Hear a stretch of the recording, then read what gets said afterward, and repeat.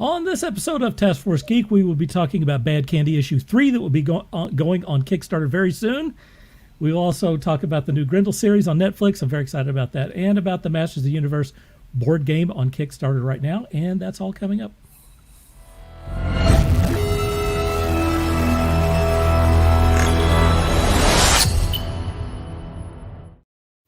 Welcome to Task Force Geek. My name is Dark Cooper, and today I'm joined by Scott. Howdy! It's getting some sun in there. This is... Have you moved like, something? No. Usually we don't get any sun there. Yeah, usually I do kind of like this. Oh, so I see. It. Okay, yep. And I just didn't do that, so now I'm going to do that now. All right, cool. And no candles? What? Not right now, no. All right, are we going to, like maybe the second half of the show we have candles? If I had to get up and use the restroom, I might light a candle. All right, so, I mean, it's not kind of an official Scott Prime appearance without some candles. Well, I love You have to set the mood. I love the candles and the smell of them, but about 30 minutes later, like the room is like, I'm like, why is it so hot in here? And it's all that heat. Wait a minute. Are you saying that candles generate too much heat? I'm saying it throws my temperature in my room off just enough when I light like 3 candles. Yes. All right. Now we're going to Sean.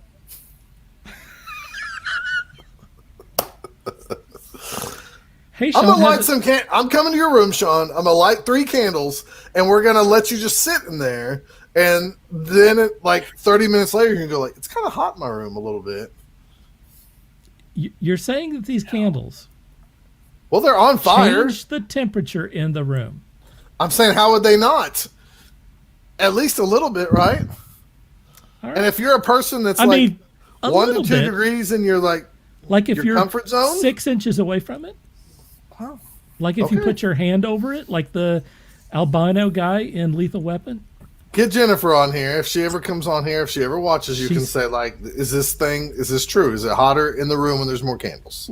Hopefully she will check in with us on that. Come on now. I'm sorry, Sean. I left you breathless. Say hello, Sean. Yeah, we didn't get a hello. He's taking a vow of silence. All right, well, that's probably not the only one tonight. You can catch us live right now on my Facebook account, which is that right there, YouTube, and on Twitter. If you're watching us live, please share so that your platform becomes our platform, and we appreciate that very much. Next week, we will have Mark Mulgrave on. He has a project called Spells and Superheroes that we're going to talk about. It looks pretty cool. And on September 28th, we will have friend of the show, Doug Wood, on to talk about Leap M and another comic. He's been in the news lately with Action Labs, and we will talk to him about that. He's also a little under the weather. He's had some issues. So hopefully we will get him on here. He's got the sick?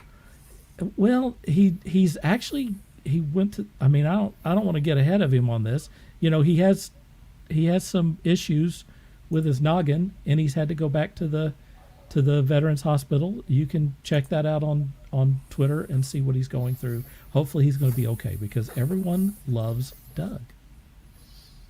Speaking of the sick, have y'all watched, tangent real quick, have y'all watched Sweet Tooth at all?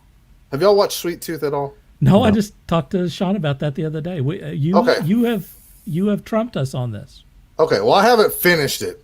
It's like good, but at the same time, like my brain, it's just too close to like real life over the last year and a half, with the sick going around. Yeah, I hear you. And is that the point? Is that there's like a disease that's running through? Well, you'll have to watch. I don't want to ruin it for anybody, but I don't mind like watching it, but man, once I watch it, then like my brain is like over firing, like as I try to sleep the next night or two. And then anyways, I was just curious if anybody else had that reaction, or if everybody else just kind of walks aimlessly through the world and they don't worry about stuff. No. So. Look, I can't. I have difficulties watching Logan, although I really enjoy that movie, because Professor X has dementia, and so did my dad, and so it's difficult to watch Professor X not be a badass.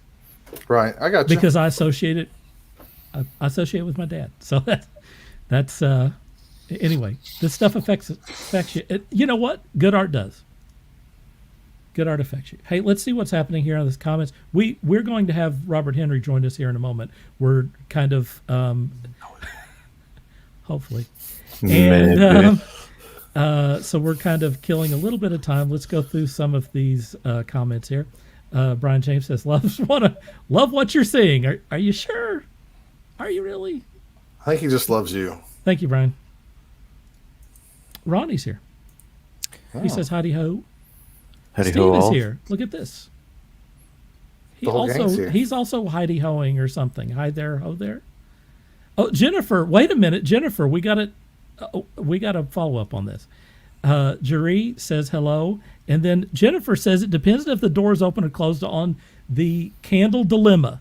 Apparently, airflow is the determining factor with the candle, the heat of the candles. So there you go. Yeah, there you go. I mean, you got a little backup on that, Scott. From an authority. Well, from an authoritative source. I figured Sean might listen to somebody besides me, so. We will listen to Jennifer. I'm still calling bullshit. Gingerton says, hey. That sounds made up, but maybe that's a real person. I think that's... I think that's Gingy. Gingy? Gingerton. Okay. If I had to guess. I will be the first person to say that I probably mispronounced most people. That talks about being like Gingy Gingerton sounds more fake. So see, I don't know if I believe you on the candle stuff, but if we're talking about ginger things, I do go to you as an authority. There you go. I once was a proud ginger. She's gonna find candle temp. I see that. Brian James is wants us to avoid marginalizing Native Americans. Robert is a Native American. That's what brought that up. Have never marginalized him. All right, we're trying to get through all these. Jennifer says she's going to find some Kindle research, and this is Mark Mulgrave.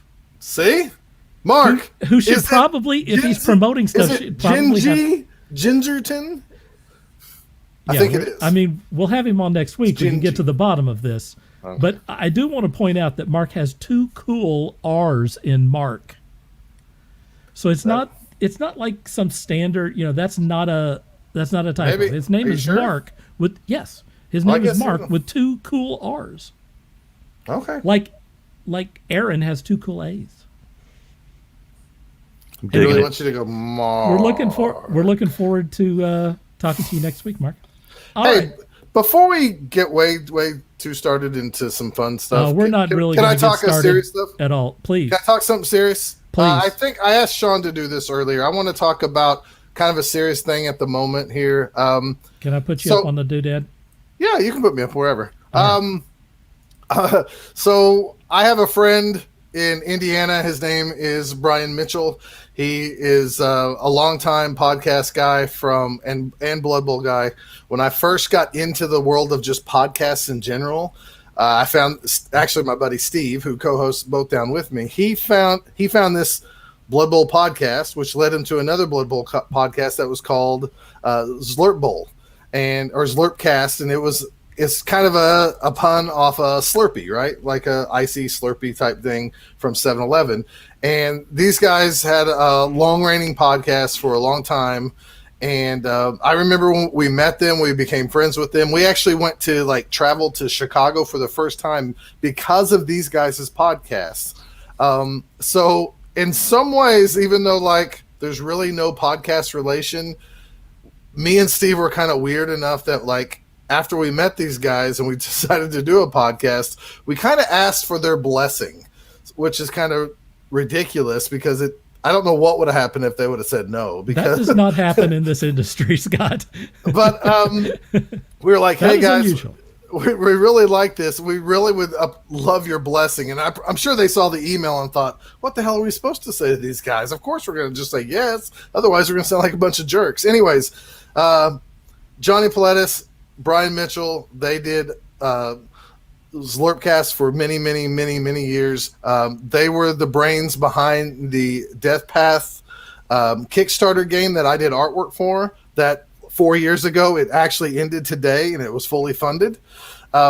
So they're like best friends and stuff like that. They since have went away from the podcast world, but went to Slurpcast TV, where they talk board gaming, Blood Bowl, whatever they want, instead of just keeping it just talking about Blood Bowl. So the serious part is not too long ago, Brian Mitchell was diagnosed with stage 3, I believe it's colon cancer. And if Sean will bring up, he's set up, I think really his family and friends set up. He has no insurance.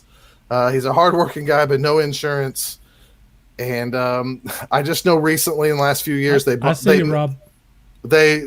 new house and everything else and moved. They're up in Indiana. There's his wonderful family. Jennifer is, if you actually look on Facebook and search down, it actually shows Jennifer Mitchell as like one of my family members, but we're not really related. I don't know if one of us accidentally clicked some button that we were related, so I just went with it many years ago. So anyways, if you have anything, $5, $100, $1,000, $3, if you could donate it towards his family, that'd be awesome. This opened up a couple of days ago, and you can see it's already at 8,000, and we can help him out. The reason I want to bring this up is because another friend of ours a couple of years ago, Brian Hill, passed away from cancer, and so this is kind of important to me to make sure that I have people around to get old with me and play gaming tournaments and talk silly stuff with all the time. So anyways, if you can help out there, great. And if you can't, we understand the world's tight and with money and everything right now, but anything you can do can help. And if anything, share this. You can go to my Facebook page and share it from there if you'd like. So anything will help. I appreciate everything. And thanks for put it on the details for the show too. Yeah. Thanks for giving me a couple minutes of your time. And if you want, I put it up here. I know we got to get to Robert. If you want to reach out to the guys, there's a Slurpcast TV. There's the link. They have a YouTube channel as well. So we've had Brian Thompson on here before in some of the early episodes. He was a guest promoting their show and stuff too. So, but this is for Brian Mitchell. So again, anything you can do, spread the word, so to speak, and let's see if we can help this family out. Stick together. Cool. All right, that's it. I'll stop being serious. It's all fart jokes and penis jokes from here on out. Especially since we're now getting Robert. What is this? I don't know. It's like no matter what I do, it turns it upside down. Robert refuses to do a normal video. He's either in a spider hole in Afghanistan or the bottom of a cave in Turkey. Yeah. Sorry, all I can do is, I guess I'll just have to do it this way. So, sorry. Yeah, it's like I turn it one way, and it's still... Rob, are you outside right now of an adult bookstore, kind of like waiting to go in? No, I'm actually outside of a McDonald's. On my lunch break. So I'm just what's going on. I know. How long do we have you, Robert Henry? About 10, 15 minutes. So I need to get back here just a little bit, and I'm just kind of pulled over, and I just got myself my lunch and had wolfed it down, and now I am with you guys to make an appearance and say hi and talk about things bad candy. So, Robert, plug the con you and Dirk are going to be at first really quick, and then let's go to your Kickstarter. Exactly. We are going to be at the Dallas Fan Expo in Dallas this weekend. And we will be in Artist Alley. We got 2 booths, so we got a little space there, and it's A as in Alpha 144. That is our booth number. Come out, say hi, meet us. We're going to have prints. We're going to be doing commissions. We're going to have copies of bad candy for sale. We'll be talking a lot about the Kickstarter that's forthcoming, and just kind of doing our con thing and having a great time. And hopefully we've got everything there, and hopefully if you're in the area and you want to come out, or you're already planning to be out there, please come out, say hi. We'd love to see you. Love to meet some people. Without going too far down the rabbit hole, talk a little bit about the issues that you're having with Kickstarter, because I think it's informative to other people who might be doing a Kickstarter campaign versus the way it was maybe a couple of years ago when you did this last time. I'm sorry. Repeat the beginning of the question. Somebody tried to call in, so I didn't hear it. So. A couple of years ago, you did a Kickstarter. And you obviously got approved right away. But now you're doing another Kickstarter, and things have changed a little bit due to, the situation in the world. So can you talk a little bit about the differences between doing a Kickstarter now versus doing a Kickstarter previously? Well, previously, I mean, I think we had a little bit more. We weren't as prepared as we needed to be, and so it took a second to get things going. And I think now, but I don't remember kind of going through a vetting process. Like they're wanting to verify your identity, they're wanting to check. They got to put your bank account there. You got to make sure all that, and you have to do. You had to do some of that before, but I don't remember them saying, "Oh, it's going to take 1 to 3 days to do this." And it can take up to 3 days for us to review your project. And when you get your I've project heard it's even. I mean, like a year ago, I heard it was even longer. yeah, Like maybe and quite they a may bit have. longer. Yeah, and they may have. And see, the good news is I'm an active member on Kickstarter. I've backed like 36 projects and things of that nature. So I think the quote unquote verification of who I am actually went fairly smooth. That happened almost while I was sitting there. It took nowhere near a day. But now they are currently reviewing the project. And I think that's a normal thing. But the last time I did it, it seemed like I did it, and within an hour or two, they had said, "Okay, you're good to go." And so I don't know if it was if things just they're getting more people now, or if I just got lucky and I caught a good time where I somebody think was they right just there. have fewer people in the office that are doing the work. That wouldn't to be surprise me at honest. all. Yeah. And I guess they're checking it just to make sure that you're not selling like vials of bathwater, Yeah, basically, like so they we don't all get know the embarrassed risks on that sort inherent. of stuff. Can we sell vials of bathwater? Because I'm down. One model did that and made a lot of money, but they shut it down. Not on Kickstarter. Yes, there you go. Shut down. What was it on?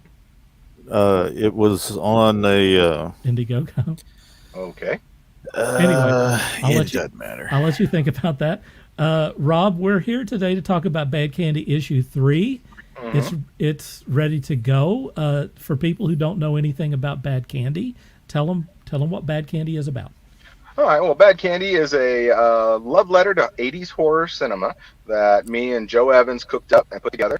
And we went through a process of just kind of having fun with it, with sort of a pumpkin monster. It all started out as just kind of I wanted to draw a pumpkin monster, and it got kind of creative, and I added some interesting tweaks to it. And the next thing you know, Joe was like, "Hey, it looks like Bad Candy," and then next thing I know, we're coming up with a story. We've created this. It's basically a story that is about, kind of works on a sort of a minor nature deity, if you would, that is a protector spirit for people, but they have to give an offering every day in the month of October, the harvest month. And if they don't, well, then Bad Candy awakens, and the offering is now sacrifice. And Bad Candy is the family, the Lewis family. They actually do what they're supposed to do, but their house gets taken over by some criminals who are on the run after robbing a bank. They don't let them give the offering, and then Bad Candy wakes up, and the adventure ensues. It's a 4-issue series, rated R. If it were a movie, a little bit of blood, a little bit of nudity, a lot of blood, a little bit of nudity, and then, Not enough nudity. Probably not enough, I guess. So, but basically, long story short, we're through 3 issues now. This is the 3rd issue, and this is kind of a revised 3rd issue. We put out a 3rd issue right before COVID hit, and we were in a hurry to get it out, and we kind of rushed it, and then everything kind of went sideways a little bit, obviously with COVID. And during that time, we thought, well, let's regroup, let's touch things up a little bit, correct some things we didn't like, added a couple of pages to it, got a Mark Nelson of Aliens fame. He is contributing a pinup to the book, and so we are excited to actually put out this more definitive version, and then move on to the 4th issue and wrap up the series, hopefully here in the next few months. So, All right, there is the Kickstarter address. It is not active. We are waiting for the Kickstarter people to approve it, but you still can go there and see what's happening, and I'm going to show you that right now. So there it is right there. Let's see if I can get over to this thing. There is the page. You can follow this link just like I did here. And going down through this is a piece that you did, correct? Can you see this, Rob? Yeah, and that's a panel from there's a short backup story in this issue, and that's a panel from that. And then we also turned it into a poster print, and it's been very popular. So cool. You can see some information on this here. These are the 3 issues that you already have out, right? Yes, issue 1, So 2, there's and then Tasty Treats, which has a Tasty cover Treats. by John Wilson. So, That's Sean's cover there, by the way, if you're interested in that. Very cool. There is the cover for Bad Candy 3, yeah. which is was done by, it was penciled by Joe, right? Yes, Joe Joe Evans? Evans. Yep. And then you did the inks, correct? And the colors. Mm-hmm. You did inks and colors. Yep. All right. Then you also have this, and we're going to talk about the gentleman who did this a couple of times tonight. Yeah, Scott Van Eck. Scott Van Eck did this deal, and this is not covered up on the deal. There's some nudity on this cover. Oh, there is. Okay, that should be covered up. That is weird. No. I'm saying. I'm saying if they buy it, it will come to them with some nudity. So just be prepared for that. Oh, But anyway, NSFW cover. Oh, Rob, you should have 2 covers for that one. One just like that, and one that shows the goodies. like maybe put there you the go. logo down below. Somewhere at that con, there's going to be like a dad who wants that cover, but like he doesn't have to see nips to like really win. And his wife would be okay with this, but not okay with the nips. So if you just take those out, he can get both, and he can hide Oh, one. there you go. Wowzers. Yeah, there you go. Everybody knows I'm right, so Yeah, exactly. Hide one within the other. Yes. Wow. And then I did a cover. Yes, and this is Dirk's cover here, so which I'm very grateful for him contributing, and very happy about that. is he eating jelly beans like he's throwing them back? Yes, Taking some aspirin? Yes. totally. It's too small. Small souls. What? And that's also going to be offered, you said, as a print? Yes, we're going to offer that on now when the Kickstarter first launches. For the first 24 hours that it's there, we're gonna do this as a giveaway, free giveaway for anybody that's an early bird. Early bird giveaway, you get a free little 5x7 print of this, and it's just going to be a Kickstarter exclusive. We're only going to offer it to those first people, and that's going to be it. You know, it may come out later in another print version, but not like this. This will be one that'll have a little Kickstarter, a little stamp on it, kind of thing, and we'll have that out there. And it'll be kind of a little bonus gift that you get for giving us for backing us within the first 24 hours. So. All right. And then you're offering some sketch samples? Yes, some sketch samples there. Yes, they'll be done as add-ons instead of tiers. So that way somebody doesn't. That's a new thing, isn't it? Yes, exactly. Yeah, the add-ons are kind of nice because you don't have to create 17 tiers saying, okay, well this is the version. You're offering to do 10 pieces? 10 pieces, yes, 5 ink to 5 color pieces. And also, I want to put. I need to put a little thing. I put a notice about you contributing a piece as well. You've graciously contributed one limited spot for a commission by you. So, and that's mentioned right above that, I think. So. Right. Yep, I'm doing one. It's discounted. So yes, yeah. You can go here. And you can get it for about a third off.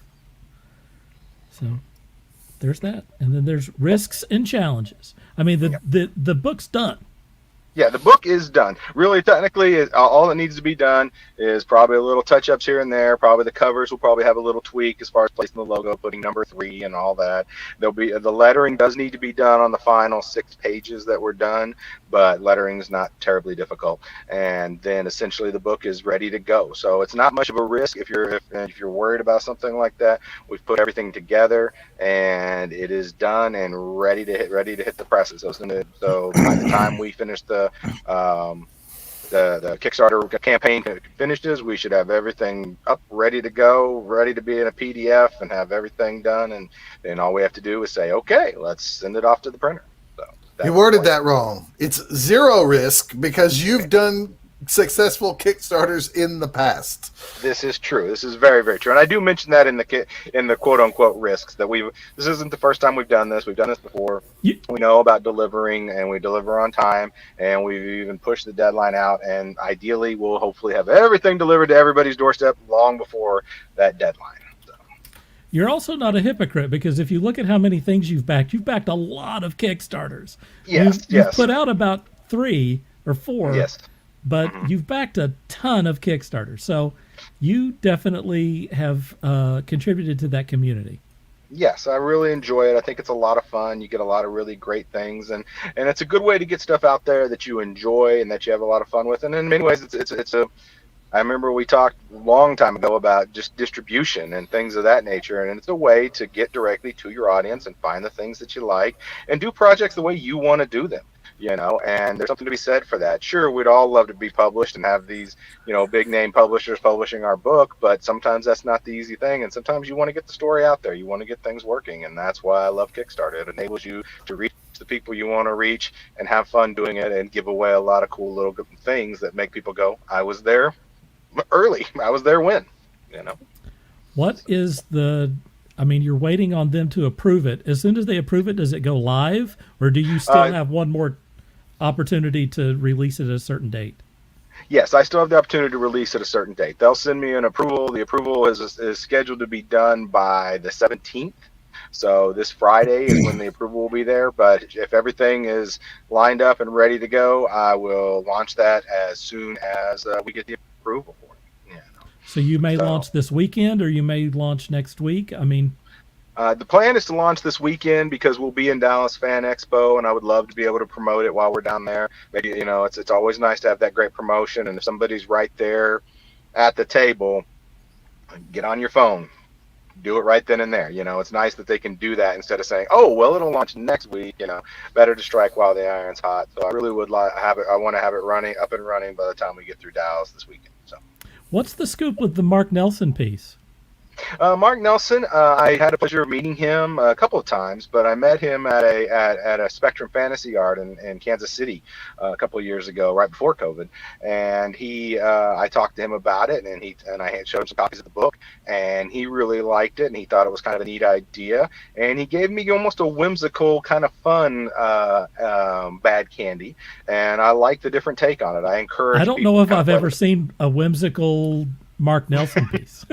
Yeah, you're going to have to back the Kickstarter to find out, Dirk. Yeah. All right. Well, all right. But he does really, really great stuff. I do like Mark Nelson a lot. Yeah. He is awesome. He did a book. He's kind of known for Aliens, right?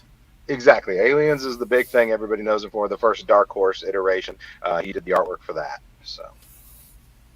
Great kind of black and white stuff with the Zipatone. What do you call it? Yeah.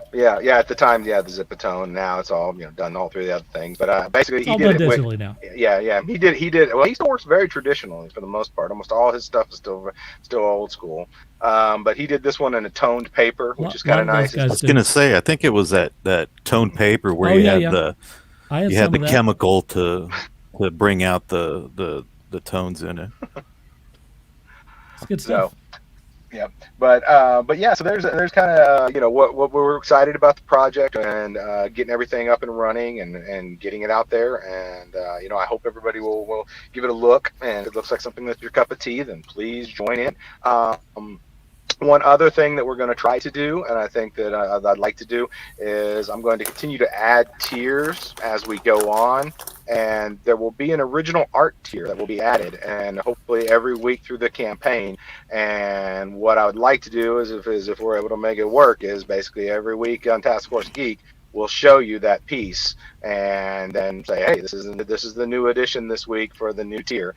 And so that if you want that original piece of artwork, you can get on there and you can purchase it. You can use it. It'll be done as an add-on. And so even if you've already pledged, you can go, if you're quick and you like that piece of artwork, you can jump on there, add that add-on to your pledge. So, but we'll produce a new piece every week until we get to the end of the campaign.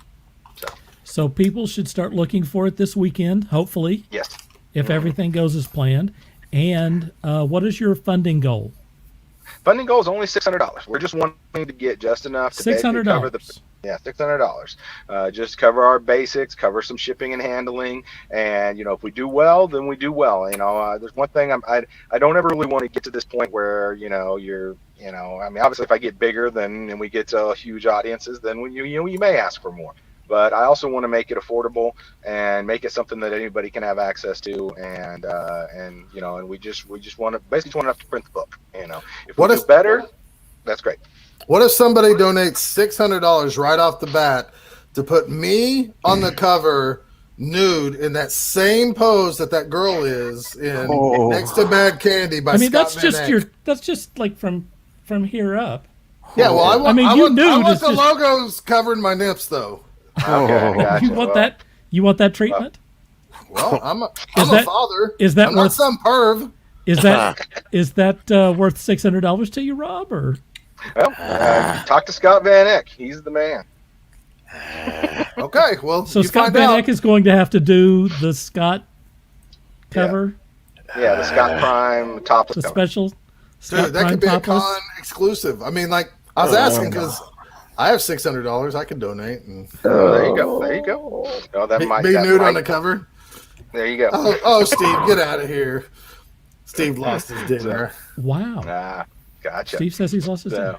Yeah, but if it was as well as breakfast and lunch. If it was Walt dude on the cover, Steve would be like, "I'm buying too." Yeah, how about that, Steve? I got you. Wow. Well, anyway, I probably need to get ready to get back to work. Are you about to be mugged, Rob? No, I'm not. No, fortunately, there are homeless people around here, but none of them seem to be mugging me. So that's Rob, thanks for joining us from the mountains of Peru. Enjoy your adult bookstore.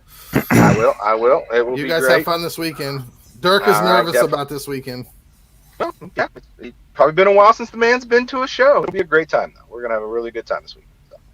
So you can see Robert and you can see Joe. No, Joe's not going to be there. Yeah, Joe is going to plan to come down for one day, so he will probably be there Friday, part of Saturday.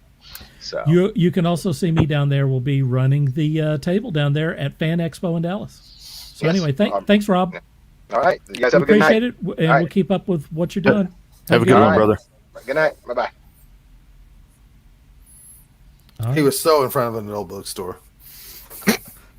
He can't really debate that. I mean, the biggest sign was he said he just had some McDonald's, because if you're going to go to an adult bookstore like Robert, you want to save money, so you want to grab some food first because you know you're going to be in there. You should eat first. Yeah, for sure. Look, well, that way you don't spend all your money in the bookstore and you don't have enough for dinner. Oh, and then you don't have any food after. Rob, you've been to Robert and bookstores. Wait a minute. So you're saying that he might spend too much money at the store? No, I'm saying he's going to be there for a long, long time looking at stuff. Okay, so he needs the sustenance. Yes, he needs kind of the energy, but he wants to save his money in case he finds like an art thing or something he needs to do research on, or maybe an action-packed adult cinema movie. Okay, action-packed. I mean, these are good. These are good notes. I mean, we need to know these things. In addition to that, we also need to know. We also need to know about candles, and so Jennifer has filled us in here. To heat a room, you need 20 candles. 20 candles. According to research, the heating power of one candle is 80 watts. Therefore, 20 candles are about the equivalent of 1,600 watts. But if I have 3 going, that's 240 watts more than normal, which is just enough to tweak my temperature gauge. And being the scientist she is, she backs that up with some deets. Jerry is going to be down there in Dallas as well. So I think getting back to the original, one candle will not harm you. But he has 3, so he's about a seventh of the way. My math is correct. Come hang out over here in my room. We don't need him to light 3. Actually, we don't need him to light any. That's entirely. I like the candle. The people have requested candles.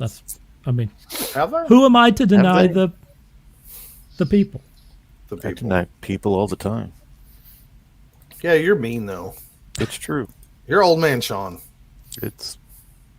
I'm not denying any of that. Citing research. I mean, this is no joke here. We got to back up this stuff. All right. So everybody, when that thing goes live, we'll let everybody know, and you can go support it. Yeah. I mean, we'll be mentioning here, it's going to run for several weeks. We really hope that it was going today, but unfortunately, Kickstarter is not approving stuff like they used to. You used to be able to put it up and they'd approve it, here in a day or so. That wasn't the case. So anyway, it's not running. It'll run this weekend. And so when it does, we'll tell you. All right, we're going to move on to the next thing. Let's see. We'll call it this.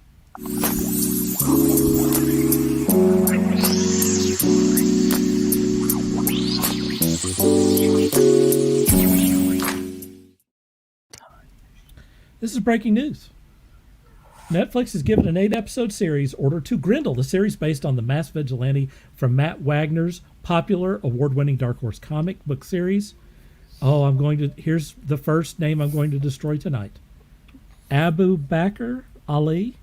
Abubakr? It's very white guy Ali. of you. I destroy everyone's name.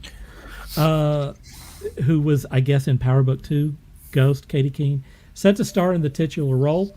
With Ali's casting, he becomes the first Arab Muslim male actor to portray a series lead in a comic book adaptation. That means that there was probably an Arab Muslim female actor, right? In a series? Who was that? I don't know, but that's just way too many titles. It's just an actor playing a part. That's it. Not anymore, baby.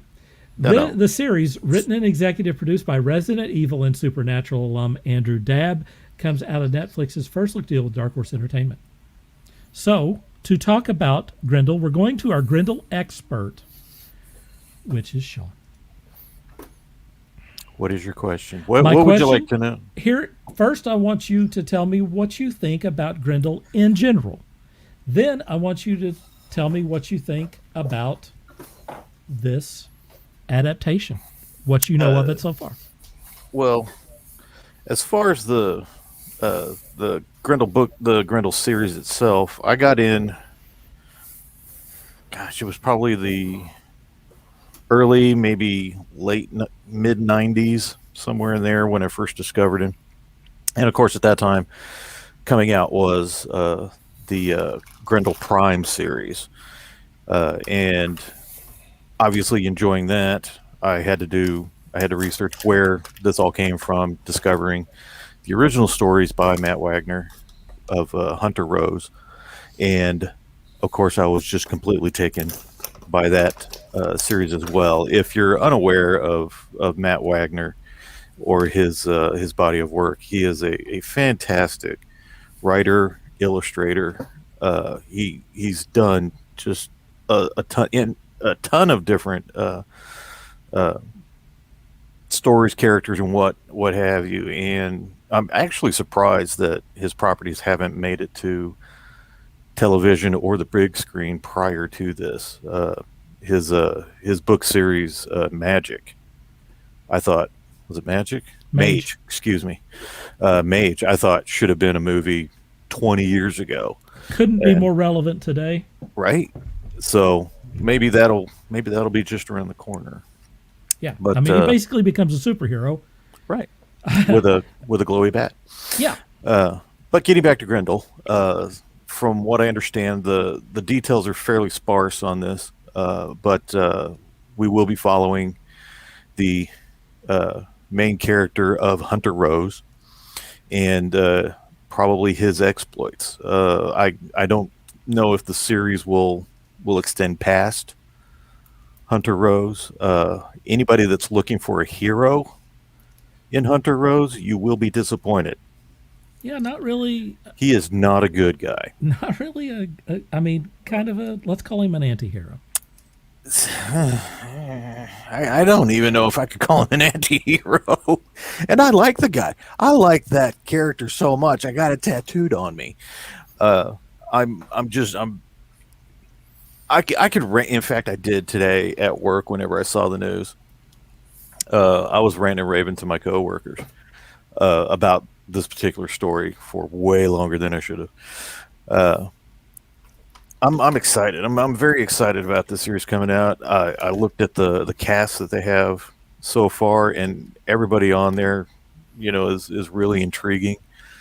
What is the name of the guy who's playing Argent?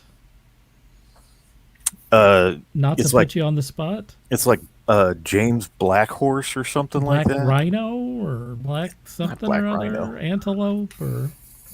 Oh, that might be Black Deer, Black Antelope, something like that. He's got his IMDb. Clearly Native American. Actually, he's from Canada. Oh, okay. Well, I mean, he could be Native American. Okay, he could be Native North American. Native North American. But he, if you look up his IMDb, he has a huge line of credits. And to be honest, I'm most looking forward to his portrayal of Argent. See, he looks cool. Oh yeah, I think he will play that character absolutely fantastic. I don't know much about the lead. I'm not even going to attempt that name. Is the lead in Lock and Key? Is that why you mentioned him?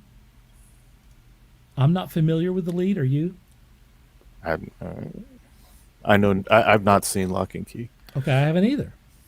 I'm just wondering if he was in Lock and Key. That's why she mentioned. Perhaps I'm not sure. All right. But yeah, I mean, if you've got a particular question, I should be able to answer it. But yeah, I'm excited for it. I'm excited for the show. I've been asking for a Grendel movie for quite some time. I think at one point I even had Billy Zane cast as could be better as a series. Actually, it probably will be. You probably get a lot more probably will stuff, character development, and more story. The character is a prodigy, Hunter Rose. He is a prodigy. He takes to fencing as if it were just he was born to it. He's a prolific writer, if I remember right. Yeah, there's a lot of details about him. Man. But in the end, he's kind of a douche, and he's a Renaissance douche. Yeah, but it's how he handles the corrupt underworld of his city, which really makes him special and unique in the comic book world. Just a little bit of trivia. Matt Wagner also wrote other books introducing his character to others. For example, there was a Grendel versus Batman miniseries. I think it was like 2 or 3 books that saw Batman and Grendel facing off, which was absolutely wonderful. Hello, Betty. Hi, Ma. There was also a secondary series where the cyborg Grendel Prime also faced off against Batman, which also was very, very well done. Trying to think of anybody else that he went up against. People should probably know that Grendel and Matt Wagner's most of his production was in the 80s and 90s. People who are 20 years old now may not even know about Grendel. It's not Probably like Matt not. Wagner has been consistently producing work in the last 20 years, although he did do a Grendel Prime series, which I have a piece for here in a second called, I think it's called Space Odyssey or something. Devil's Odyssey. Which was Devil's Odyssey. And it was, it's awesome, but the tone on it is very, very different than the old Grendel stuff, which was... That was a Grendel Prime, though, wasn't it? Well, Grendel Prime, yes. So, let's see if I can remember this right. I think Grendel actually appeared in 1982 as Kamiko. I always said Kamiko. I think I've heard other people call it Kamiko. Where they published a series that lasted forever until they went bankrupt. The Grendel War Child is what y'all are thinking about when you talk about the character Grendel Prime that was set 10 years after all that other story stuff happened. The first appearance of Grendel was actually in a comic called Premiere. I don't know if that was published through Kamiko or what, but cat is trying to make me bleed. Or Primer. Was it Primer? It might have been Primer. Yeah, it's Kamiko Primer number 2 is October 82. I have that signed somewhere. I know. I was there at San Diego when you bought it for a lot of money. But it's probably worth even more money now, and will be if you still have it. So the series went for a long time. It was supposed to be I think issues 40 to 50 or something for that War Child thing, but Kamiko went out of business. He struggled to get the rights, and he finally got the rights. I think it was like 92, 93, and that's when Dark Horse picked it up, and they did the World Child series, which is what actually brought a lot of us into it, because that character was dynamically different style than everything that we've seen up to that point. Right. And then they republished those original stories under Grendel Tales. But no. Grendel Tales was something completely different. But they did get all of those issues back in, I believe, 2 or 3 volumes of Omnibus. Grendel Tales were a series published through Dark Horse, utilizing various writers and illustrators to tell various stories. Those were original stories. Yeah, that had nothing to do with. And because War Child, I remember at the comic store. No, that's not what I'm saying. They had a Grendel series that carried on after Hunter Rose, and that began with Christine Spar and went up through issue 40, which is what Scott was talking about, and those were republished as Grendel Tales. Well, they weren't republished as Grendel Tales. Grendel Tales was a completely separate thing, if I'm understanding you correctly. You're not. Okay. All right. Well, anyways, there was what Sean is talking about. There was a thing called Grendel Tales. They'd had like separate little short story, like not short stories, but story arcs. One of them was done by James Robinson and Teddy Christensen. Rob Walton did one. Paul Grist and Steve Seagal did one. I'm going to mispronounce the name. Darko Menken and Edwin Volkovic. I believe that's the one that was my favorite. If you saw that series, you would go like, oh, this is awesome stuff. Anyways, they did, I think, let's see, I'm looking at it right now. There were like 8 different short stories that were anywhere from like 3 issues to 6 issues, and some great Snyder, stuff. whatever his name is.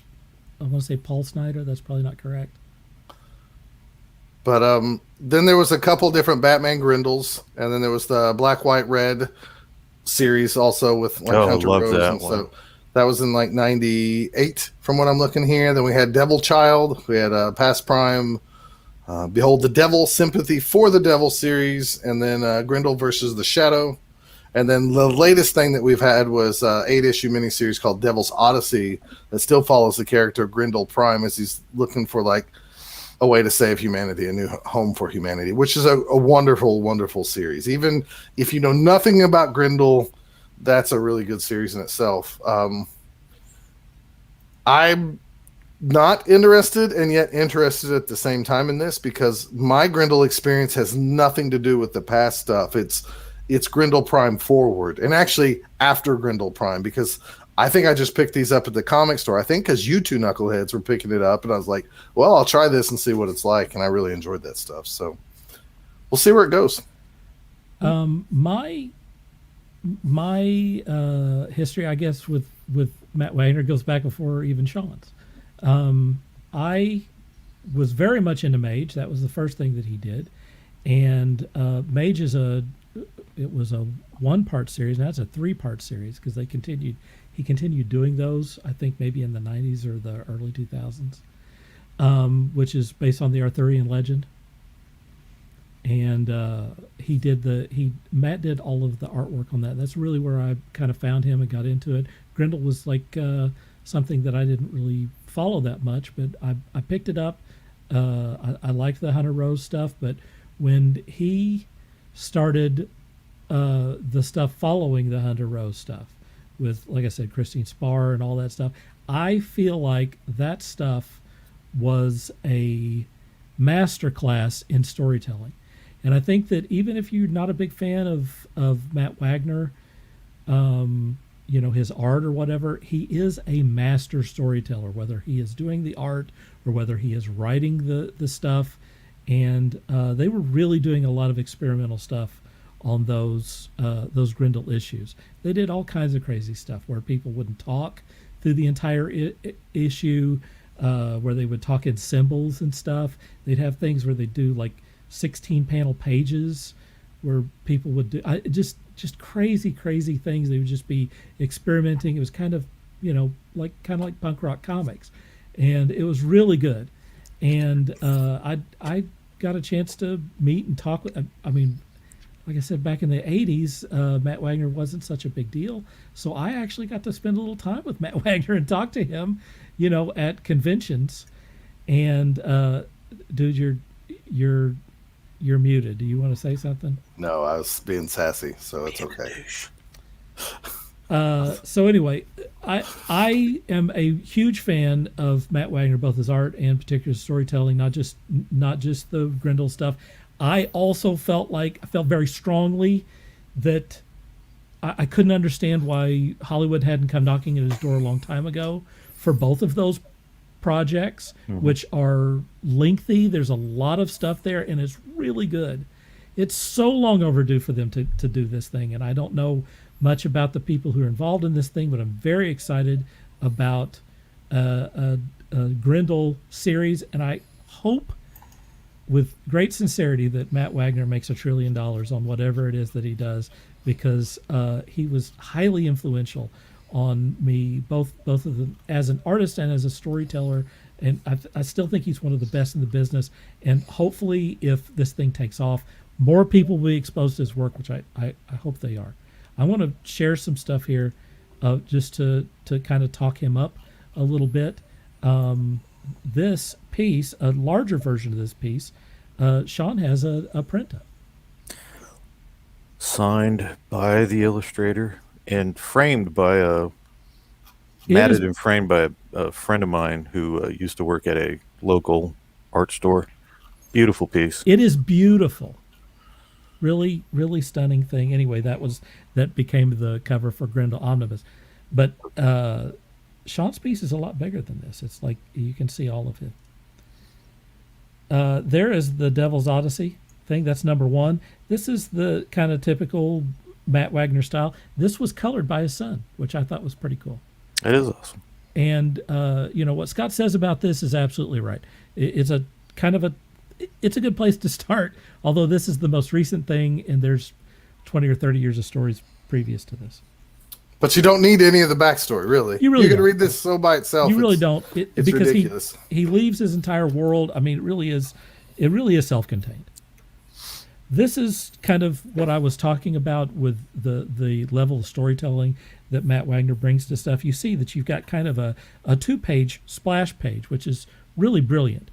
But he's storytelling here in the, these little circles are actually showing the fight between these two, right? And this is the sort of stuff that Matt Wagner will play around with, which is why I really like him. Also, the colors are really awesome on this, I think. More sequential art from Matt Wagner. I believe that this was black, white, and red. Am I correct on that, guys? Which I think was the original Grendel story with Hunter Rose. Is that correct or not correct? Yes, it followed the or at least the first volume, I believe, followed the original Hunter Rose in different exploits. Again, you've got this kind of strange thing that he's doing here. I mean, this is not you don't see this very often. This is not just something that they've put together here. This is telling a story up here in this. This is the way that he has composed these panels, which I think is really unusual. There's another just 1-page spread. Pretty dynamic. And there is another piece by him. I have a sculpture of that in my curio. Ah, yes. Which is, he does a lot of stuff with mixed media and stuff. Anyway, there you go. I have a lot of sculptures of Grendel. That's I have why a lot I said of that you're the illustrations Grendel expert of Grendel. here, man. You went nuts on the Grendel stuff. I did. I went a little. I went hard on that guy. That's all right. I fell in love with that character. What? Stop it. I fell in love with that character in the illustrations, and as I said, it introduced me to Matt Wagner, which then introduced me to Mage, which I hadn't read prior. So I mean, it really opened a lot of doors, story-wise for me. It really introduced me to a different world, so to speak. Yeah, if you are interested in storytelling, pick up Scott McCloud's 2 books, Understanding Comics and whatever the recent version of that. They're both good. And pick up Matt Wagner comics and study them. He definitely illustrates outside the box, so to speak. He does. He's going to open up your mind. Trust me. All right. We got, we're going to move on to our next subject if I can find the thing for it. Here it comes.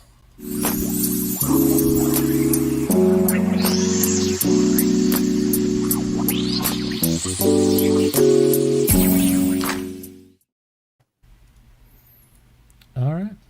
How many projects did Robert say he backed on Kickstarter? I don't know. It was. You probably don't want to ask. I think it was over 50. Over That's why 50? he eats at McDonald's, Sean, because he can't afford a regular meal because he has to back a project. I'm looking at my list right now. Dude, you are probably right there with him, if not blowing him away. Let's have it. How many do you I have 9 projects still pending. Okay. You've bid on 9 currently. Okay. That are still pending. A lot. All right.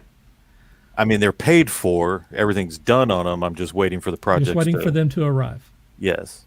Okay. And of the projects that have been delivered, I need help. Dude, what's the number? 141. Oh my God. That is 100 more than me, you ridiculous man. I need help. What? 141. That's what it's saying. I mean, I think Roberts was about 57. Does anyone want to check that? 141. What was yours, Scott? With two 41. pledges. With 2 pledges that were unsuccessful. 41. I mean, 41 is pretty impressive. You know why it's only 41? Because your stuff is like $500 a piece. Well, I set money aside, and when that money's gone, I'm done for the year. Okay, So that's smart. if I blow it all by February, I don't get smart. But I mean, like Nemesis alone, the amount of money that you spent on that was, I board would say, games impressive. are probably more expensive than comics and stuff. Certainly more expensive than I was going to say, hardback. I can tell you a lot of these are like $5, $10, $8. They're nothing as Jelly far as baby. Oh, jelly babies. Wait a minute. How are those? I don't know if I like them or not, but Are they like gummy bears or what? What are they? No, they're English. So like you have these Taverners one. Pete you when say he that came like over, that's going to be.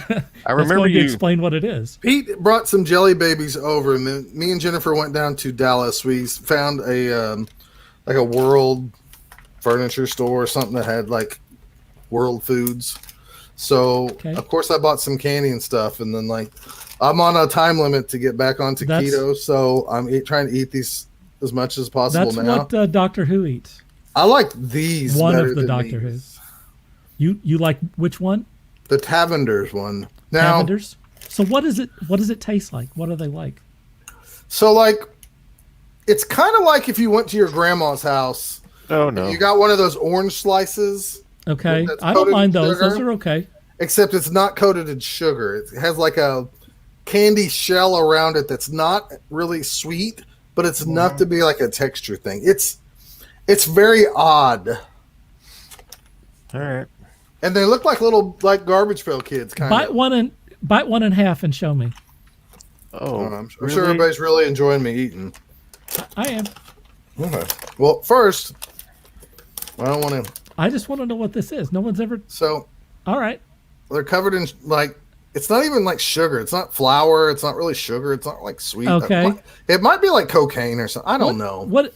It's probably a powder so that they don't stick with each other. Now I see the. Okay. It's kind of like a weird jelly bean covered in flour. All right. In flour. Or cocaine. It's again. It's baby powder. It's not cocaine. Maybe it's baby powder. It's probably just something to keep the from sticking together. Yeah, that's all it is. It probably doesn't have a flavor or anything. It's just now. My one daughter says these are better. Okay. And these are made by Goose. I would say Gustav, but it's not. It's like Gus Cass, but I'm sure it's pronounced different. Anyways, there's those and these Tavender ones. All right. I like these better. You like those better. But you got to find the orange ones. Those are like. Is there any chance we're going to get Pete back on here, man? I hope so. Like, I would like to get. It's kind of like a baby. It's like a little chubby baby that you can All like. Right. You can go, and like chew his head off. Can you get Pete back on here? I would like to talk to him again. I can definitely ask him. Please. Ronnie says, Wilson, sir, you are awesome for backing that many folks. Bless you. As I've said before, I try to support the little guy trying to make his way in this world. We'll see if he comes through, Ronnie. I have a friend that has cancer. Wow. Wow. Let's talk about the Masters of the Universe board game. I don't know much about it. It's basically called the Clash for Eternia. It's a competitive one versus many action-driven board game. Choose to play as the heroic or evil warriors. Use unique abilities on the battlefield, upgrade skills, and by the power of Grayskull, win the fight for Eternia. So I'm going to... Well, you're going to turn it over to me. Turn this over to you. Yep. This is a board game made by what's called CMON, or what used to stand for Cool Mini or Not. They're a big giant company. That's what that stands for. CMON. Yeah. Cool Mini or Not. I think it started off as a website where they posted a miniature that was painted and you got to vote on it or something like that. It's one of those weird things, kind of like how eBay, was first around for people to trade Pez dispensers, and now it's turned into this. Right. That's a multinational corporation. Yeah, they're owned by Asmodee, which owns about almost every gaming company out there. They're known for these Kickstarters that they throw out this amazing looking product with all these amazing looking miniatures, and the games are just like, they're not bad games, but like the plastic necessarily for all the flash is not needed. Like, you don't need a miniature for this because you could play the game with just a little marker or something like that. But usually the miniatures is what gets people going crazy, and they're fuming over it. And this game, I mean, probably by the weekend, it's going to do over $1 million. It already has almost $600,000, and it just opened today. It has 3,269 backers as we speak. With 17 days to go. With 17 days to go. And what CMON usually does with their Kickstarters is, like, every $30,000 or whatever, they unlock a new, like, stretch goal. And so they call this FOMO, the fear of missing out in board game world, which I'm sure they do that in every other part of the world, but I just know it from board games. So everybody's kind of worried, like, oh, if I don't get this, then I'm not going to... Could be the best game ever invented. It could be, and it's a property. So I have not watched the playthrough video yet. I'm planning on watching it, so at some time in the next couple of weeks when we talk about this again, I can say, like, oh, it actually looks pretty cool, or it doesn't. It looks like a miniature, like you're moving your units around and you're doing combat, kind of like a HeroClix game or a Warhammer game. From everything I can tell, you're going to be throwing some dice, and you have, like, power cubes, so you can do, like, power actions and stuff like that. But I don't know. When it says one versus many, does it mean you are going to be versus... 5 other people? So or all the 5 people against each other? So usually, typically, a one versus many game means that, like, I might control, let's say, for example, Star Wars Imperial Assault was a one versus many. Sean would take a character, you would take a character, Robert would take a Jedi character of some sort, and I would play as the Empire, and you guys would do missions, and my goal was just to be the bad guy and keep you from doing these missions. Okay. We played, what's it called? Something of Mordak, Minions of Mordak recently. That was a one versus many game. That's where we all played a character, a fantasy race character, a dwarf, a orc, a witch, an assassin, versus our buddy Sarge, who played as Mordak, and he controlled all the villains. So if that's exclusively what it is, okay.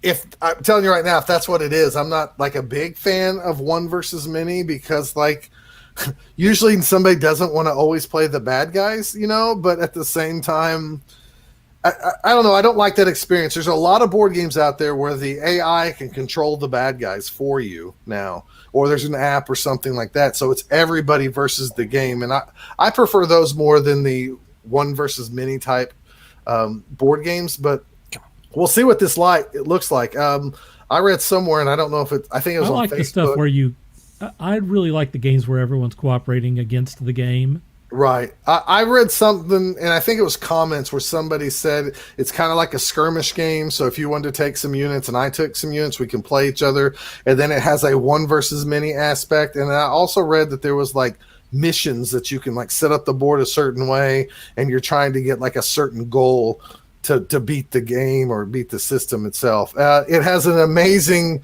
add-on piece that's going to get every kid from the 80s ever, is this plastic Grayskull pack. It's an expansion, and it's an exclusive like Kickstarter thing where you, if you scroll down, Sean, you're going to see all the units and stuff. Keep on going. I mean, it's got a lot of stuff. I'm not saying this is going to get me, but I'm not going to say it's not going to get me, because how much is the basic game? I think, hold on, I'll tell you why Sean kind of scrolls down to find that He-Man thing. The Looks base like game, 220. no, the base game is 110. Oh, If 110. if you do the Defender Pledge, which is 220, you get the main game, the Assault on Castle Grayskull expansion, all Kickstarter rewards, a Faker exclusive villain, and a plastic Castle Grayskull pack. So the expansion itself sounds like it's different than the actual Castle Grayskull. So if you see at the top there, that's the Grayskull Pledge. That's at the top. And then below there, you have the actual castle. So, hey, I'll tell you what, the sculpts on these little figures are pretty nice. So a lot of times, some people back these CMON games because they want the miniatures for other things. Like I get that. I'm gonna use these for my role playing game. I'm going to use these for a Blood Bowl team. If these figures, I mean, I'm looking at it right now. If these figures look like this, I mean, that's pretty. They look pretty cool. CMON is known to do a lot of slick things, but a lot of times you go, after you play the game, you go, oh, all these miniatures weren't needed. You could have done this with little chits or something like that. But it looks neat, to have all this plastic and stuff. A lot of people call it plastic crack, and that's kind of what it is. And a lot of people, the mouth drops down. Yeah, I mean, this is going to really get a lot of people. CMON just did the Kickstarter earlier this year. That was the X-Men United, and I think it did quite a lot, billions of dollars. It may go over 600,000 while we're talking about this. Let's be honest. It very well could. Not that we have anything to do with it, but I mean, it's just right there. There they are, nicely painted. Oh, there's one painted. It's going up as we speak. I mean, the sky's the limit. If this thing gets up really high, who knows? You might see a She-Ra character, stuff like that. So CMON's last big project was the Marvel It's over United 600 right now. X-Men series. The Marvel United X-Men board game was $12 away from $6 million. It was $5,988.89 or whatever. So, what is it at now? It's at $600,291. 600,000. So these are the exclusives that are opened by. Yes, these are those the are stretch the goals. Stretch goals. Those are the ones that are unlocked. Dude, I think if they're going every 30,000, that's a lot of stretch goals. They might be less than that. This is 540K, so they've already passed this. They passed him. Yep. The next, I suspect there's more in here. Yeah, there's one that's called like Blast Attack. They can't keep up with them. You can get a base game, and then that's a nice problem to have.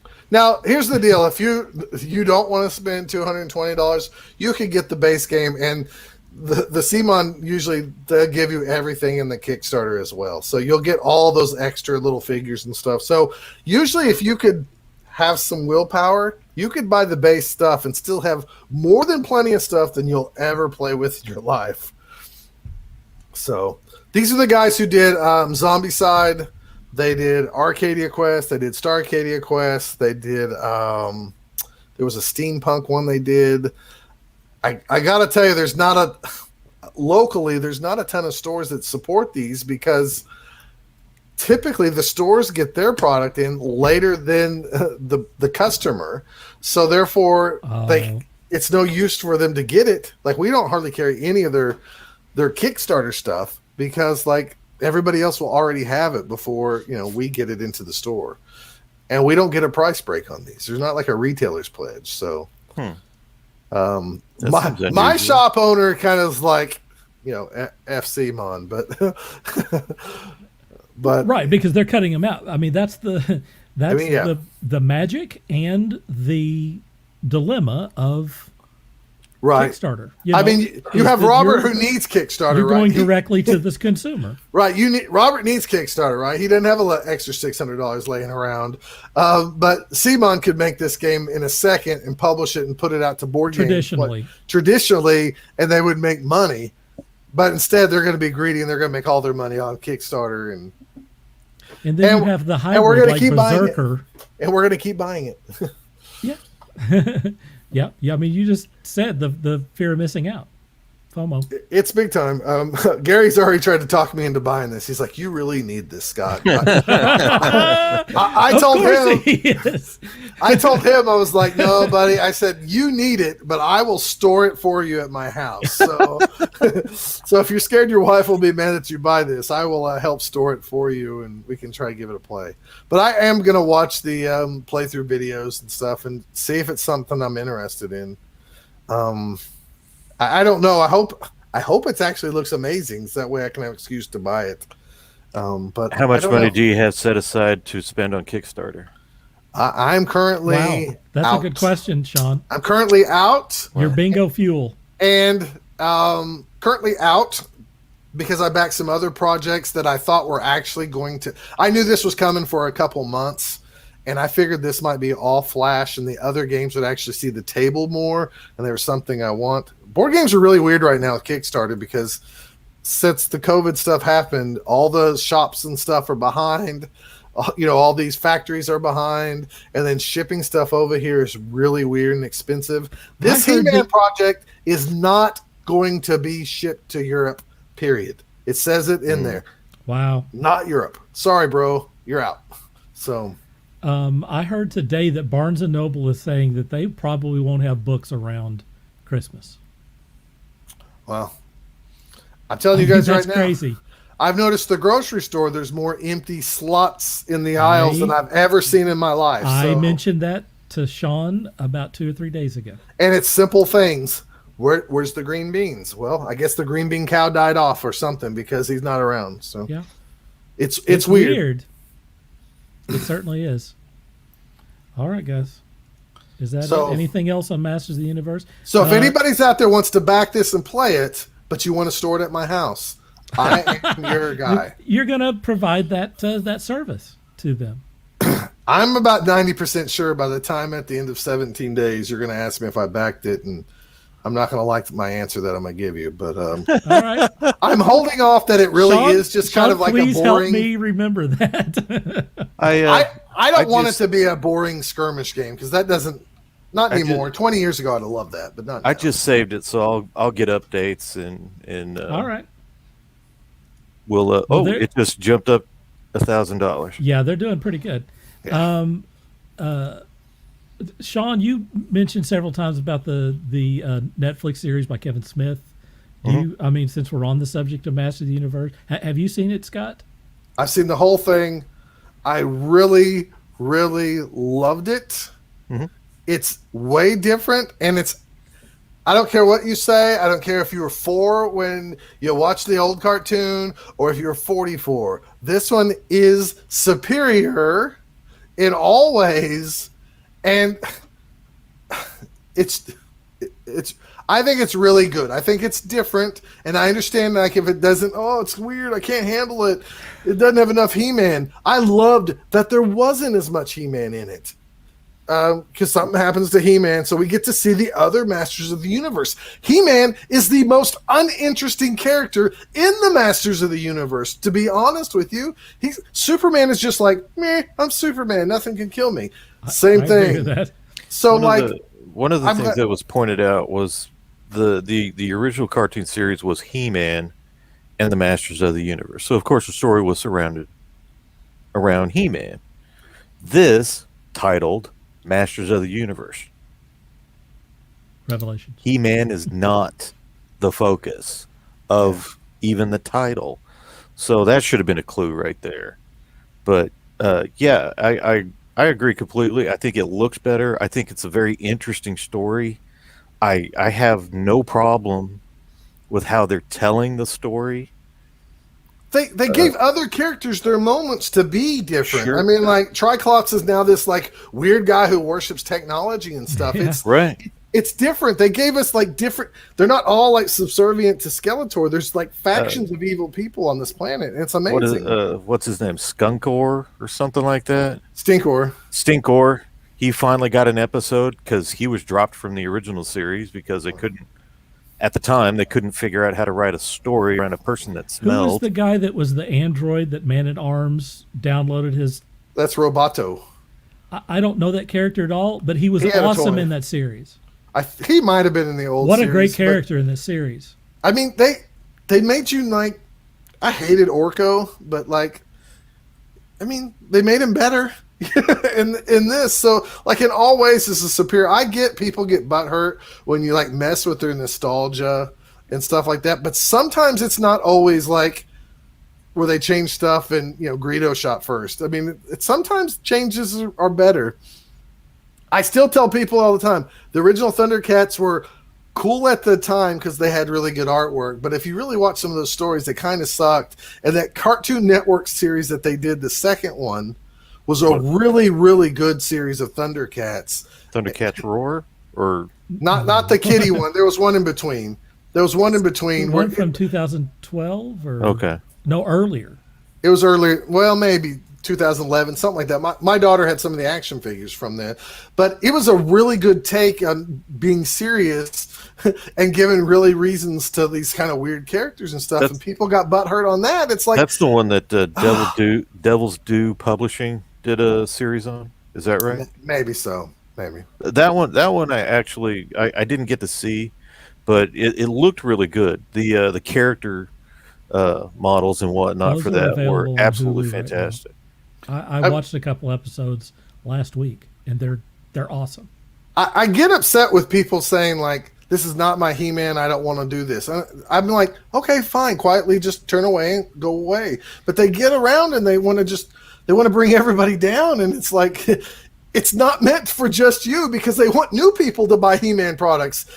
You 50-year-old up people who don't even buy the toys. You just jerk off about the past about it. I mean, come on.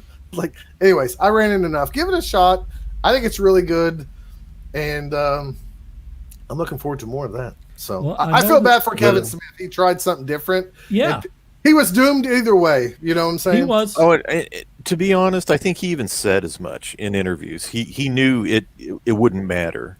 If Somebody the name was going to be on mad. the writer, they just said it's an unknown name, Carter Johnson, and he wrote under a pseudonym, people would be totally different about it. They wanted You think to so? Yes, I think It's people possible. booed this because it's trendy to hate Kevin Smith. To be fair, I think his assessment was right. It would not have mattered. No matter. It's like if you go back and you try to remake, for example, let's say Jaws. Now we've got the technology, we've got the visual effects, we understand shark behavior and whatnot. We could totally make Jaws and make it more realistic. Oh, it looked great. But you're going to kill everything about the story. You're going to kill everything about how that came about. So yeah, it'll star The Rock. Right. For sure. And if they remade it today, you would have that group that like, oh, I've read the novel. I would like to see an updated version and something that was a bit more modern. And then, of course, you would have people like me saying, what is wrong with you? That is one of the most perfect films because of all the problems. Leave it alone. You know, you're going to get that no matter what. And I think he knew that. He's mentioned that in multiple interviews. The thing is, as he also stated, his boss, Netflix, said, it's great. Do it. Keep going. Everything's good. Everything's great. Well, he included nothing in the past. There's nothing in there that says this didn't happen because it's all an ode to that, just progressed. And I mean, like, you can watch it and say, oh, that show never existed, Or you can say that show existed and this is the continuation of it, because it's actually really well, as bad as well done as you could do. I'm actually shocked on how well it was, and I was expecting it not to be good. See, the original cartoon didn't have an overarching, if I remember right, an overarching story. Yeah, anyway. Because they assumed that kids couldn't follow a story. Well, yeah. It came after my time, but even at my age then, I couldn't hardly follow it. Ben says he thought it was decent. Also, it's called Master of the Universe, not He-Man, so it's in the title that He-Man is not the focus. Absolutely correct. We agree. But it was enjoyable. I'm still not a fan of the animation. I think that a lot of this modern animation just drives me absolutely insane. But I've ranted on that in other episodes. Yeah, I get it. I think that, first off, I think that Kevin Smith got a really rotten deal by people that I call fan holes, which I define as people who are fans of the old series or the old movies or whatever. And if you don't absolutely recreate that to the letter, then they become fan holes, and they absolutely tell you that whatever it is that you're doing is cancer. And I think that it's a shame that Kevin Smith got that. I think that this new series has a lot more depth to it infinitely more depth to it than the old series did. I thought it was a fun adventure series. It's only 5 episodes so far. It surprised me. I mean, it's like things happened in it that I didn't expect. That's fun. I thought that the character design was really good in this. I liked following Tila around. I had no problem with that. And I thought that the treatment on the characters was excellent. So anyway, you know, it doesn't matter what we think. What matters to Netflix is how many people viewed it. And if a lot of people viewed it on Netflix, it will be on until the end of time. If people didn't watch it on Netflix, they'll cancel it. I mean, they are mercenary about this sort of stuff. So if people watch this thing, we're going to have people watching it for as long as you can imagine. And one thing that I wanted to mention was this is probably this Skeletor that he's portrayed in here is actually a foil for He-Man as opposed to the bumbling clown that was in the original series. In this, and it's Mark Hamill. And he's a schemer. Conniving. He's scheming. He's actually planning things out. This is a villain, where the other one was a clown. Yeah. And so story-wise, this is, in my opinion, this is far better. Better than anything. I like that they took some of the bad guys and made them allies, even if it was briefly. I thought it was interesting. I thought they did a good job. I'm glad that Sean stayed on me long enough to watch the damn thing. Kevin Smith, if you're watching, we dig it. We dig it, man. If you want to be on here, we'll give you some praise. Absolutely. I'll give you about as much time as Robert, but you have to be in front of a McDonald's right before you go into an adult bookstore. That might be what Kevin Smith is doing. Or dispensary, whichever, because definitely that's where Robert was. How is it that Kevin Smith doesn't have his own strain of? Have you looked at Robert stuff of ganja? Robert smokes a lot of weed. Does he? No, that's totally new to me. He does, but I like saying he does. That's why it's funny to me. It is funny, but also very much not true. I mean, that guy doesn't even drink. I mean, he's pretty straight-laced. He's pretty. What's the word? It's not straight-laced. No, there's he's not this, but it's called straight. He's straight edge. Oh, he's straight edge. Yeah, kind of. He's not straight edge, by definition, but he is kind of. He doesn't imbibe. All right, we're going to go to On Blast.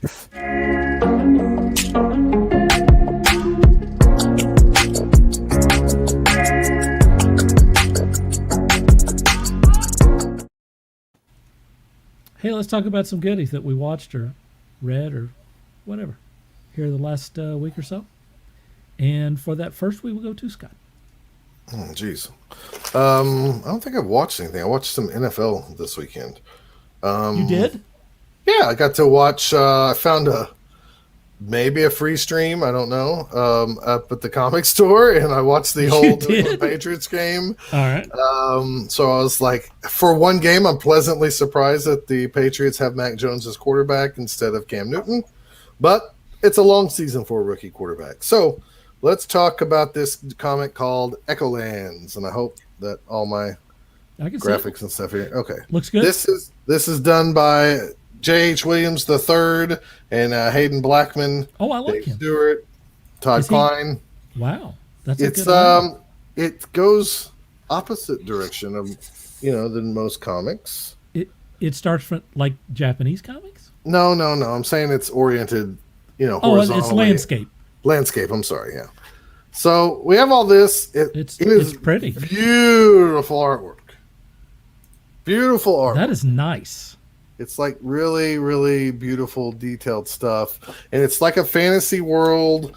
And there's a quote back here by like Neil Gaiman that says every different fantasy world's slightly drawn different, which he might be right. Sure. I just wanted to talk about this because I don't know if I liked it or not. Is that like a one shot or holy crap? My gosh. Is that like a one scanners? Shot? Yeah, really. Yeah. But the art style is definitely different. No, it is a series. I guess this has been in the works for a while. I read it. I don't know. Jennifer got this as well. She got a copy of this. Okay. So I don't know if she's read it yet, but I don't know if I like it or not. I am pretty blown away with the look of it. I mean, it looks amazing. The bad thing is like my copy is all crumpled up here in the corner. Ben says, "Ouch." I'm trying to show Oh my this gosh, off. that's J.H. Williams or whatever. Well, I think it's a Hayden Blackman too is doing. I don't know who's doing what on the artwork. I know J.H. Williams wrote it. Oh, okay. It looked like some of that was drawn by him. Oh, art and design, J.H. Williams. Yeah. It says the co-creators and co-writers is J.H. Williams III and W. Hayden Blackman. So. Okay. Anyways, there's two different covers out there. Again, I'm sold. I don't I don't know if I love this, but I'll at least read Jennifer's issue number 2. I think she's going to like it a lot. What's it called? It's called Echolands. It's I believe it's an image book. Man, am I crazy? I'm in on this. This looks cool. Maybe it's not an image book. I can't find the publisher on it, to be honest with you right now. Man. It is an image book. It is an image book. Like I said, it's just weird. Like this is a nice idea, and it changes ways to lay out panels, which I found very interesting. Mm-hmm. But I don't know about reading it that way. But maybe it's something to get used to. It's just so foreign. It's just so different. You know what I mean? I got you. But I am glad that this is still a normal comic size, so you can still put it in bag and board, and not one of those odd size books. Yeah. Ben says it looks great. I agree, man. So, I said, I read it, and I was just like, did I like it? I don't know. I love the art. Steve got it too, looks like. Steve is in it. Steve, did you read it? What was your thoughts, just quickly? I feel like he just saw what you showed him, and now he's... Oh, now he got it. Now he's interested. So it says whatever you do, don't watch Malignant on HBO Max. Okay. Sounds good. I won't. We have been watching what is it called? What We Do in the Shadows. Mm-hmm. Oh, is that started up again? That started up again. It is brilliant. If you hate people that like vampire shows and oh look, it's Diary of a Vampire by Anne Rice, and they go all crazy, and you hate those people, watch this show because it kind of makes fun of those people in this weird, funny documentary thing. It's hilarious. I'm glad Jennifer forced me to watch it, so I like it a lot. There's 3 episodes out, so go watch What We Do in the Shadows. Yeah, there's 3 episodes out, so it's good stuff. One of the guys is one of my favorite. The English dude on there is one of my favorite. The guy who plays Laszlo? Laszlo is one of my favorite guys. I have followed that guy for 20 years.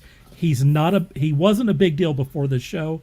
I love that guy. He is so funny to me. I don't know what the actor's name is, but it is hilarious. I can't think his name either. This is one of those, when Marvel does their thing, it comes out once a week. Matt Smith. Matt Smith. No, Matt. I'm close. Okay. Anyways, Sorry. when Marvel does their thing once a week, I usually try to wait a couple weeks so I can watch a couple in a row, just because I don't want to be bothered by watching these. But this is a series that I wish all 10 episodes were out so I could like just consume it. So, All right. I think that's cool, man. Is that it, dude? that's it, man. All right. Off to Sean. Why are you laughing at Sean? I love this show. I don't want to be bothered by it. Well, look, dude, I got more important things to do than watch TV. Life is not meant to be sat down in front of a TV. You're a funny man. Dude, you're rocking the More Lion shirt. I didn't even realize that earlier. Yeah, I was going to try to show that off. Look at that. I bought one finally. Actually, this is funny. You're actually not from More. No, I'm not. I had to go buy one of these. But your kids are. So whenever Now you're More selling Lions. the hot dogs and nachos, when I worked the That's right. Fest this weekend. Oh, so since you're a member of band now. I kind of am a member of band. My daughter is in marching band, so I've been going to the games, and we've won all our games I've been to. So right now, like a little bit of that Choctaw Yellow Jacket magic. You think more is going to state? Not a chance. We have. I told my daughter to really enjoy these games. I said because the first 5 games and the last 5 games are night and different schedule wise. I'll be shocked if they have a winning record by the end of the season. But for now, they won More War, which is a rivalry between the regular city of Moore versus the Westmore. And they haven't beat Westmore in 20 years. So they won that this year. It was crazy. It was a fun game to watch. Dude, this could be the year. Nuts. It might be. Dude, there was parents in the stands last week when I was watching them play. Yeah. Against Until everyone Norman. runs into Jinx. And there's parents, it was like the cool dads, the ones that have like the designer clothes on just to go to a high school football game, and the shades that are kind of propped up on their head like this. Oh, those kind of guys, like frat dads. I call them frat dads. Anyways, Frat dads. those guys, I saw one of them walk by the other one and go, "Hey, we're back, man. We're back." And I was like, "Bro, you are That's not painful. back. Just enjoy the moment. And That's you're not painful. on the team. You're not on the team." I don't know. I don't think exactly. You're there to support the team. You're not the team. Just enjoy the moment.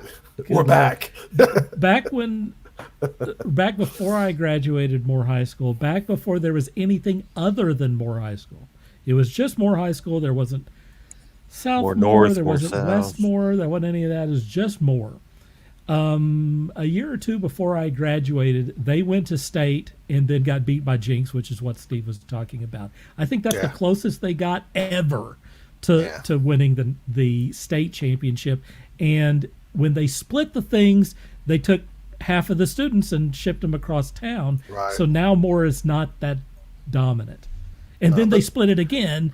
Right. So, No, they're doing pretty good though, and so I'm there to watch the halftime show with my daughter in it. But I have been watching that's it. all that matters, dude. I've been yelling at the coach. I've been that dad, like my daughter moved from me. During the Moore War game, the coach was throwing the ball, even though the other team had no timeouts. And I was like, "You need to run the clock, you moron." And I yelled that out really loud. And my one daughter moved a couple of rows down and goes, "Dad, you're embarrassing me." And parents behind me go, "Yeah, that's what we were saying." So I'm starting to fit into the crowd. I thought I'd get a shirt. You're not doing like the heel turn like we do at wrestling matches? No, I'm not going to go against them, but I get mad at the coach and I still yell. So I paid my money. I can yell at him. You can. Hey, you're serving up drinks and stuff. I was going to say, you're volunteering now. You're part of the Borg. All right. Marching man. All right. Go ahead, Sean. Let's do On Blast. I really don't have anything. I've been working. Just You didn't get 14 Kickstarters this week? actually, no, I didn't. The last one I got was The one literally you last Tuesday when I right. did the opening. Now this week I've just been working on pages, working on some different techniques, a new technique that I hadn't tried before. Let's talk about that. If you're not going to talk about, let's talk about your new technique. Well, Because I think it's interesting. I've grown up illustrating very traditionally, pencil on paper, and I still do. That hasn't gone away. don't get any ideas. Got a tablet that I started working on digitally, but it still doesn't feel right. And I'm looking to take the knowledge that I've gained over the last 30 years working as a graphic designer with various programs like Photoshop, Clip Studio, Illustrator, CorelDRAW, all these various programs that I'm fairly fluent in. I have a lot of experience with, and how do I bring that all together? And recently, what I've done is I have illustrated my breakdowns and rough pencils and whatnot on paper, scanned those in, adjusted them how I thought, tilt a panel here, maybe enlarge this character, maybe reduce this area, so on and so forth, playing around in Photoshop and whatnot. And then I compile all that, print it out on a cardstock in a non-photo blue, and then I'm going back and inking over my rough pencils. Still doing everything by hand, but I'm also utilizing the tools that I have to kind of enhance what I'm doing, to give it a little bit more flair that I may not have had prior. You're not printing it out on 11 by 17 page though. You're printing No, it out on I don't 8.5 by 11 pages. Yeah, I don't which have. I think is interesting. 11 by 17 pages. Well, I don't think my printer will print 11 by 17, sadly. But yes, I'm printing them on 8.5 by 11, which, do the math, you take two of those pages together, and right, it becomes 11 by 17. So I'm doing, an upper half and a lower half, and sometimes there'll be a third piece in the middle to blend the two. Yeah, so far it's working. It's given me a unique and adjustable workspace that I can work in. For example, I screwed up the bottom part of this one particular page, and no big deal. Toss it. I can print out another bottom piece and start again. It's pretty nice. So this so you don't far have to this sweat is that right thing where you kick over the ink pot. Exactly. And it ruins your whole page. You can just print it out again. And so far it's working. Hopefully it'll continue to work. This is the first time I've done something like, or I shouldn't say this is the first time I've done this. This is the first time I've done it in this manner. So we'll see how it progresses, how it does. Yeah. Okay. Is that it? That's it. All right. My on blast, I'm going to talk about. A week ago, I talked about the Render Wave Colorpedia. I won't show that thing to you again, but they just released the Render Wave Colorpedia 2. So, I backed that one. If you were interested in what I talked about last week, which was the Render Wave Colorpedia, they have a sequel to that that's coming out. If you're interested particularly in either doing illustration or in doing specifically like color for comics, this is a great resource for that stuff. And I'm so happy to see that we're going to get another 200 plus page hardcover book that has particular, they will break down every step of the process. They give you some tips and tricks, and a lot of really great fantasy and comic art that they will put in there. If you're just interested in seeing cool art, they have that in there too. But if you're an artist in particular, there's probably not a lot of resources out there for you to learn how to do some of these tricks, because you're not going to learn this stuff in college. So anyway, I can't suggest this any more than I have. It gets my highest recommendation to go over there to this address and look it up. The Render Wave Colorpedia 2. I'd say that I've already bid on it. Apparently Sean's already bid on it. It's definitely worth that. So that's part of it, and I am still And reading if the if first you issue. miss the first one, they You are can get that offering as it. well. Yeah, Yeah. they are offering it in this Kickstarter as well. I'm gonna try something. I tried to download some of this stuff and it just wasn't working. So I'm gonna turn this off. Can I have some mood music, please? Are you gonna like show us something weird? No, it's not weird. I'm just trying to see if I can That's do Steve this. Rude. It says Steve Rude. It's just not coming out the way I want it to. This is a story that is in ImagineFX, the current issue. If you're not familiar with ImagineFX, it is it's a magazine series. I'm going to say it's bi-monthly. It's probably not monthly. And it is also for people who are illustrators or comic book artists. And this month, their focus is on comic books. And so they have a whole thing on Judge Dredd, and they have a great interview with Steve Rude. I found out about it because I'm trying to see if I can't come up with his name here. It's not happening. Addy Granoff is one of the people that they interview in this. That's one of the production designers for the Iron Man. Yes. Audie Granoff or something like that. Yes. He does a lot of covers for Marvel. Gosh, who else is it? Here's a thing on Harley Quinn that is.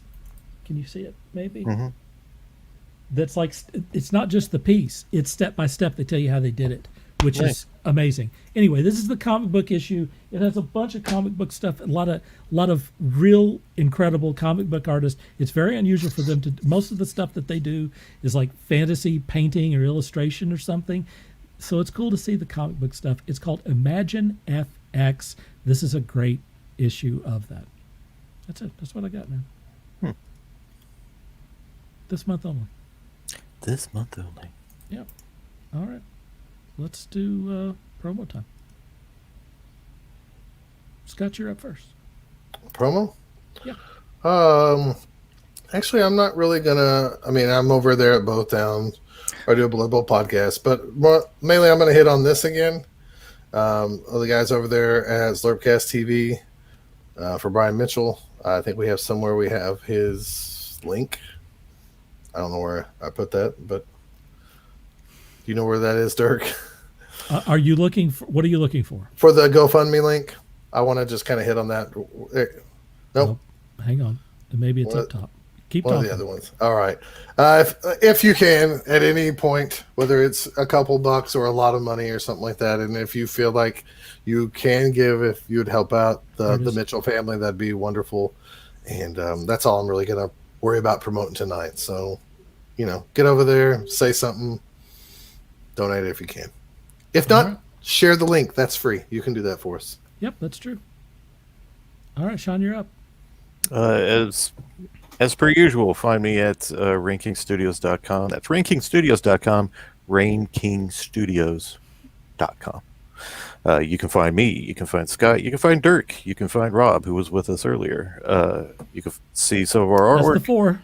And you can drop us a line, say hi, say whatever you like. I read anything and everything that comes through. Please feel free to check us out, see what you think. Don't forget that Dirk and I also have commission pages up there full with prices and samples that you can take a look at and see what kind of service we can provide for you. Also, check us out at Facebook /Ranking Studios and drop us a line there as well. All right. Here's my stuff. Don't forget to look for Ranking Studios representatives at the Fan Expo down in Dallas this weekend. Yeah, that's right where I was going. I'm going to be out at Fan Expo this weekend, which is I believe the 17th through the 19th in Dallas, Texas. If you're interested, I'm there to represent Ranking Studios. I'm there to represent Bad Candy, both issue 3 and whatever's coming after that. And I'm there to represent Task Force Geek. So if you are interested in any of those things, you just want to see me, I may have some prints. I got a whole long story about. He'll have prints.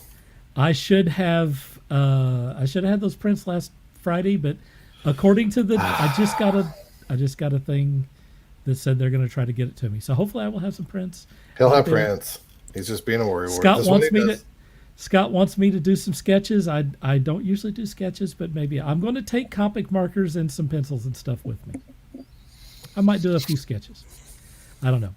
Also, I started something that is a completely new venture for me, and that is I launched a NFT page. For those of you who do not know what a NFT is, it's a non-fungible token. It's basically a digital piece of it's art that's in digital form that is being sold through the Ethereum network. I know that what I said there was probably made no sense to anyone whatsoever, but you've probably heard about people selling stuff on NFTs, and I have started doing that as well. So this is for adults only. If you're not an adult, do not go to this link. Although it's not that adult, but it's too adult for kids. Anyway, here's the link if you're interested in seeing my NFT stuff, and it's a new thing. Who knows? It may die a terrible death, or it may make me a trillionaire. Those are the two options. All right. That's it, folks. What else we got? Nothing. It's time to go home. Steve says, "See you Sunday." All right, man. I'll be there. He's gonna I'm stalk looking forward to seeing you. Too adult for kids. We have adult moments on this show. We had a few tonight. Like what? We had a few tonight. I'd rather not recount it. Probably something you said. Steve. Teen Kids is It's probably my fault. It's probably me that did this. Anything else, guys, or are we going to wrap it up? Bring it home. Wrap it up. I think we're done. All right. Hey, thanks for everyone for chiming in. Thanks for everyone for watching. We sure do appreciate it. Thanks to Scott. Thanks to Sean. Thanks also to Robert for being on the show. And hopefully we can get him on again to talk about it when the Kickstarter is running. That would be super cool. All right. That's it. Until next time, this is Dirk Hooper saying, dream hard.